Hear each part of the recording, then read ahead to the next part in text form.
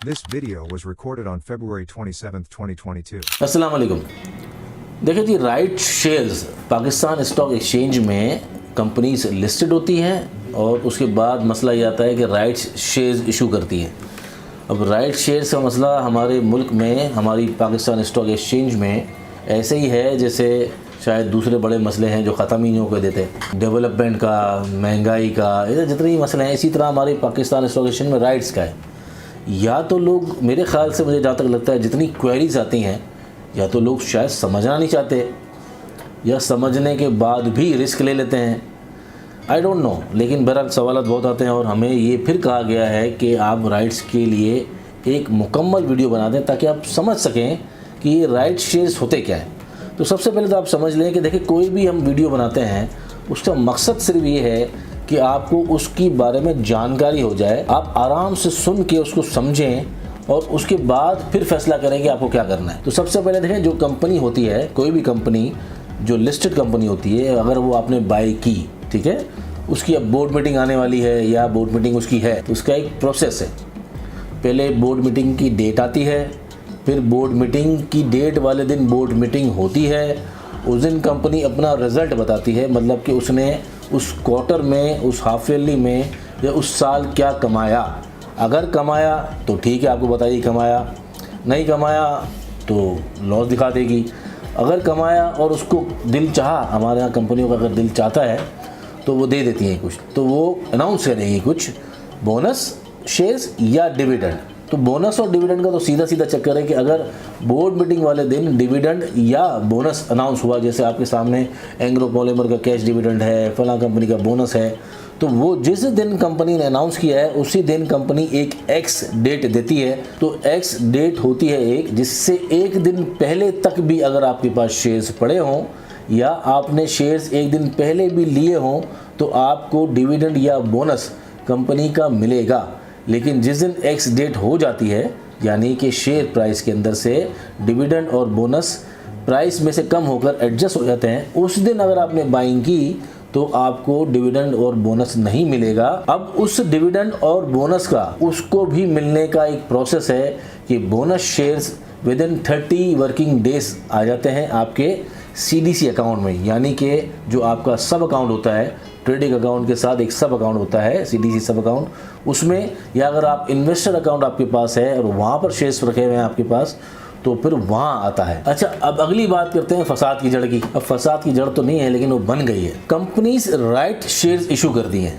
क्यों इशू करती हैं? दो वजूहत होती हैं। एक तो उन पर कर्जा ज़्यादा होता है, तो उस कर्जे को ख़त्म करने के लिए, क्योंकि राइट्स शेयर्स अगर इशू करेंगी और वो राइट्स लोग भरेंगे, सब्सक्राइब करेंगे, तो पब्लिक से पैसा आएगा विदाउट इंटरेस्ट, मतलब कि उस पर कोई सूद नहीं देना, उसकी कोई टाइम लिमिट नहीं है और उसको वापस भी नहीं देना।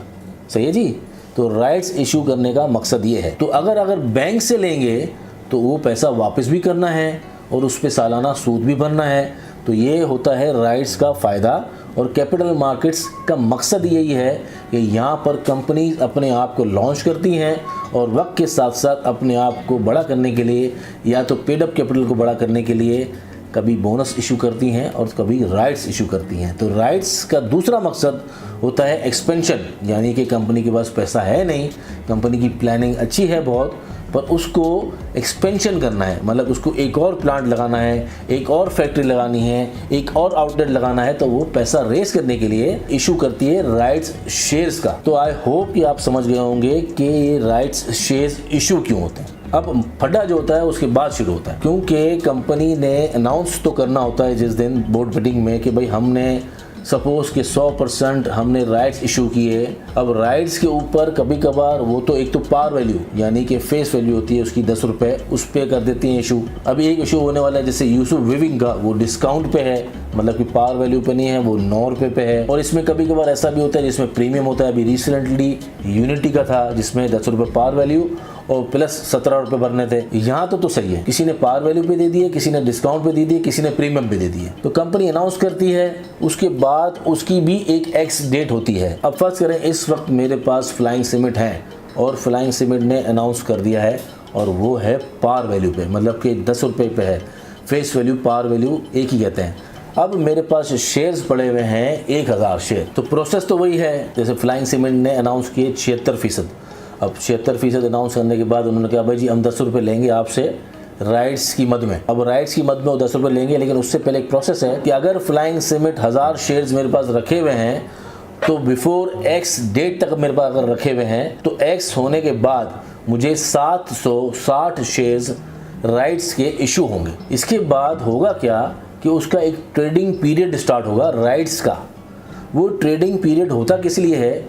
वो इसलिए होता है कि अगर मैं 760 शेयर्स को, राइट शेयर्स को मार्केट के अंदर बेचना चाहूँ तो मैं बेच सकूँ, या फिर मैं उसका लॉट पूरा करने के लिए, जो लॉट कहते हैं, उसको पूरा करने के लिए 240 शेयर और लेके 1000 शेयर सब्सक्राइब कर दूं। या किसी को लगता है कंपनी में पोटेंशियल है, मुझे राइट शेयर्स खरीद के भरने चाहिए, तो वो लोग खरीद लेते हैं। इसलिए होती है ट्रेडिंग, और वो ट्रेडिंग का पीरियड होता है 3 हफ्ते या 15 वर्किंग डेज। तो अब आप सोच लें कि उस दौरान अगर फ्लाइंग सीमेंट का प्राइस 10 रुपये है या 12 रुपये है शेयर, ऑर्डनरी शेयर का, तो उसका जो राइट्स है वो खुलेगा कितने में? तकरीबन 1 रुपये, 2 रुपये, 3 रुपये में। अगर फर्ज करें ऑर्डनरी शेयर 14 रुपये हो जाए, 13 रुपये हो जाए, तो 1.5 रुपये, 2 रुपये खुलेगा।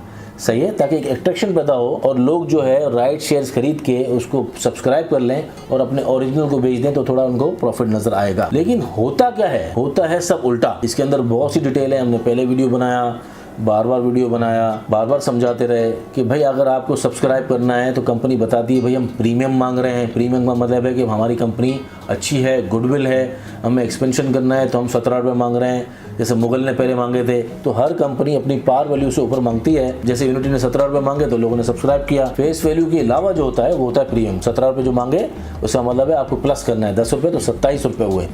तो प्रीमियम होता है प्लस करना है आपको जो फेस वैल्यू है। कोई कंपनी अगर कहती है कि मैं 60 रुपये प्रीमियम पे राइट इशू कर रही हूँ, इसका मतलब है कि आपने समझ लेना है कि 60 और 10 70 रुपये उसके लिए आपको सब्सक्राइब करने हैं। ये तो होती हैं ऐसी कंपनियां और ख़ास कंपनियां जो कभी कभार राइट देती हैं। हमने देखा है पहले साजगार है, मुगल है, मेक्टर है, इन कंपनियों ने दिए तो इन्होंने प्रीमियम लिया, लोगों ने सब्सक्राइब किए। इसी तरह अभी यूनिटी आया, इसने प्रीमियम लिए। बहुत कम कंपनियां होती हैं डिस्काउंट पे आ रही है, लेकिन पार वैल्यू पे हम ज़्यादातर देखते हैं।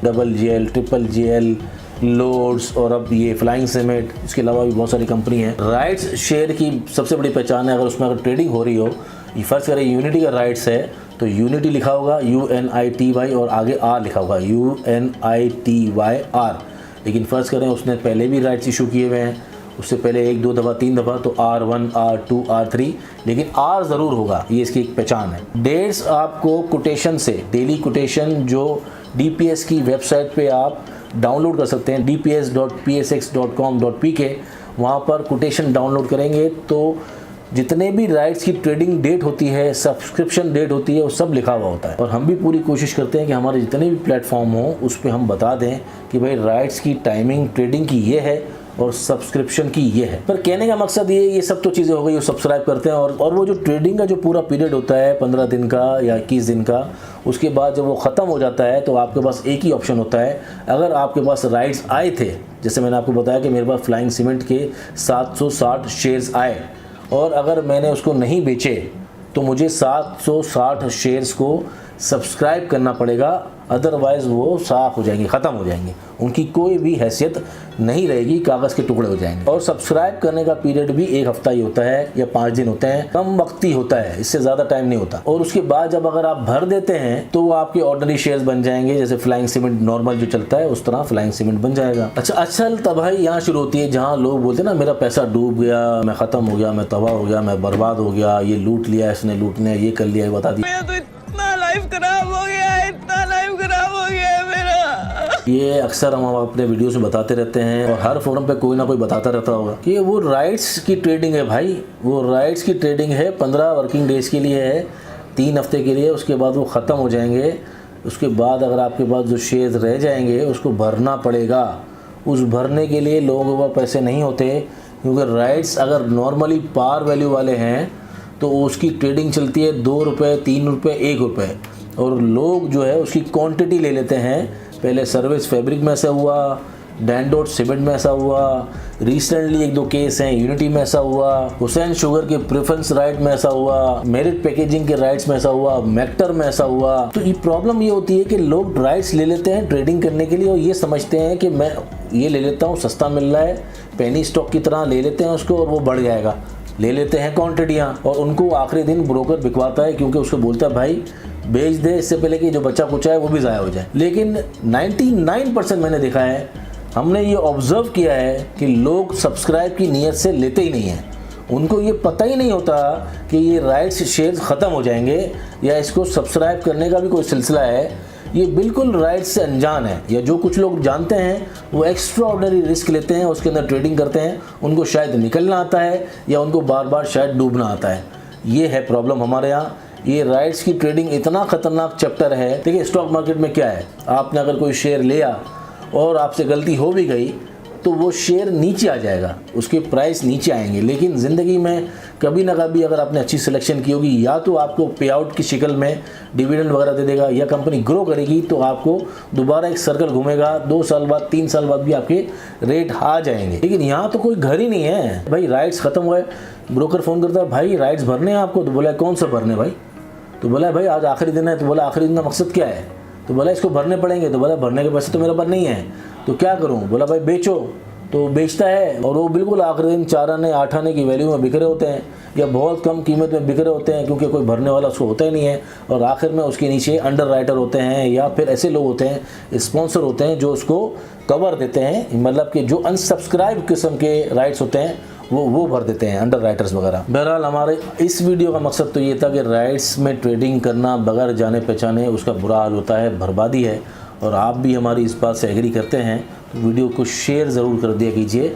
कंप्लीट जो वीडियो राइट्स का हमने बनाया हुआ है ऑलरेडी, ये वीडियो ख़त्म होते ही आपको स्क्रीन में नज़र आएगा, आप क्लिक करके देख सकते हैं।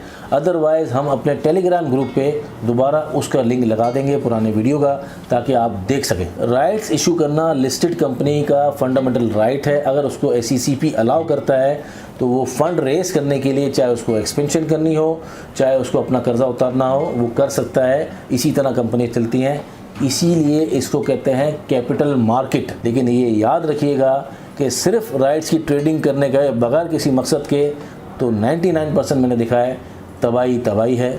बहुत शुक्रिया। अस्सलाम वालेकुम।